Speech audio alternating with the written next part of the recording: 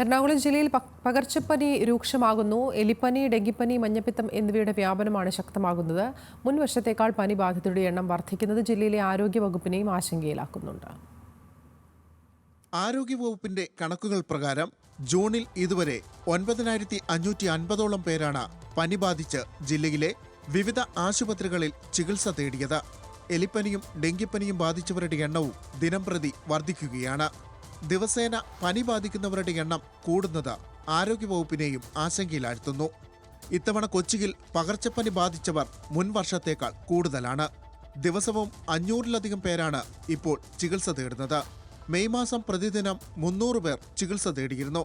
ഗ്രാമപ്രദേശങ്ങളിലാണ് പനി കൂടുതലായി പടർന്നു പിടിക്കുന്നത്. കളമശ്ശേരി, തൃക്കാക്കര നഗരസഭകളിലും പനി വ്യാപകമാണ്. ജില്ലയിൽ ഇതുവരെ 28 പേർക്ക് എലിപ്പനി സ്ഥിരീകരിച്ചു. നഗരപ്രദേശങ്ങളിലെ താഴ്ന്ന പ്രദേശത്ത് മഴക്കാലത്ത് മലിനജലം കെട്ടിക്കിടക്കുന്നതാണ് എലിപ്പനി പടരാൻ ഇടയാക്കുന്നത്. മഴ പെയ്ത് വെള്ളം കയറിയ പ്രദേശങ്ങളിൽ എലിപ്പനി പ്രതിരോധ മരുന്നുകൾ നൽകി വരികയാണ്. നേരത്തെ പെരുമ്പാവൂർ, വെങ്ങൂർ പഞ്ചായത്തുകളിൽ മഞ്ഞപ്പിത്തം വ്യാപകമായത് ആശങ്ക പടർത്തിയിരുന്നു. ഇവിടെ സ്ഥിതി നിയന്ത്രണവിധേയമാകുന്നതിനിടെയാണ് കൊച്ചിയെ ആശങ്കയിലാഴ്ത്തി ഡെങ്കിപ്പനിയും എലിപ്പനിയും ഉൾപ്പെടെ പടരുന്നത്. നേരത്തെ കളമശ്ശേരി നഗരസഭ ഓഫീസിലെ റവൻ സൂപ്രണ്ടടക്കം 12ഓളം ഉദ്യോഗസ്ഥർക്ക് ഡെങ്കിപ്പനി സ്ഥിരീകരിച്ചിരുന്നു. എറണാകുളം ജില്ലയുടെ കിഴക്കൻ മേഖലയിൽ ഹെപ്പറ്റൈറ്റിസ് ബിയും പടരുന്നുണ്ട്. ഹെപ്പറ്റൈറ്റിസ് ബി ബാധിച്ച് മൂവാറ്റുപുഴ തൃക്കളത്തൂരിൽ ഒരാൾ മരിച്ചിരുന്നു.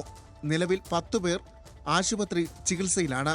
അടിയന്തര സാഹചര്യം നേരിടാൻ സർക്കാർ ആശുപത്രികൾ സജ്ജമാണെന്ന് ജില്ലാ ആരോഗ്യവകുപ്പ് അറിയിച്ചു. ന്യൂസ് മലയാളം, കൊച്ചി.